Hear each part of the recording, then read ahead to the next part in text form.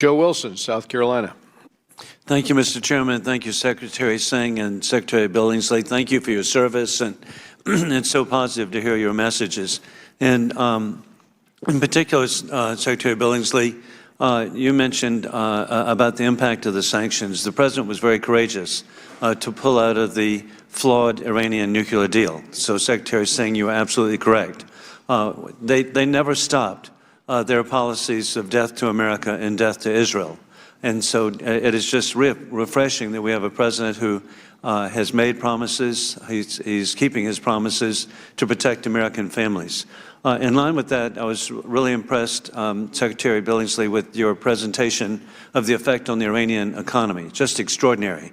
And we're hopeful for the people of Iran that this great people of Persian heritage, that they can reestablish a free and democratic society. I also was encouraged, Secretary Singh, by your pointing out that visiting with 30 different countries around the world to promote cooperation. It somehow is misreported by the negative media that nothing's being done. So thank you. I hope somehow that might be picked up, and because it is really positive.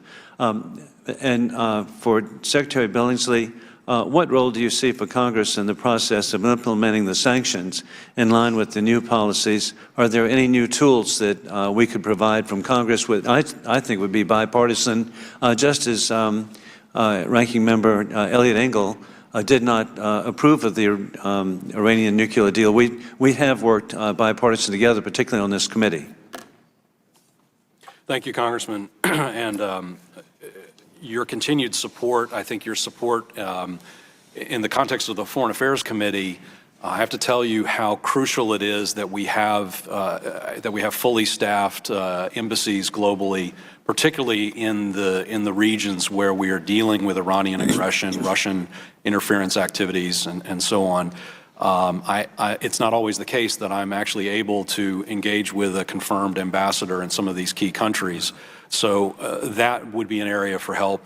From a parliamentary engagement standpoint, as you work with other governments and other parliamentarians, reinforcing the need for countries to establish and enforce effective anti-money laundering regimes is so crucial. I can't tell you how important that is. I mentioned Panama, where there's a lot of offshore shell company formation in Panama, but other countries like Latvia, Cyprus, they need help as well, and they need encouragement. In terms of additional authorities, we'd be happy to work with the committee on that. I have testified in front of House Financial Services about the fact that I have found in previous positions the ability to offer rewards information that leads to the identification of suspicious bank accounts or other things to be a valuable tool in the counterterrorism context. So measures such as that might also be very helpful.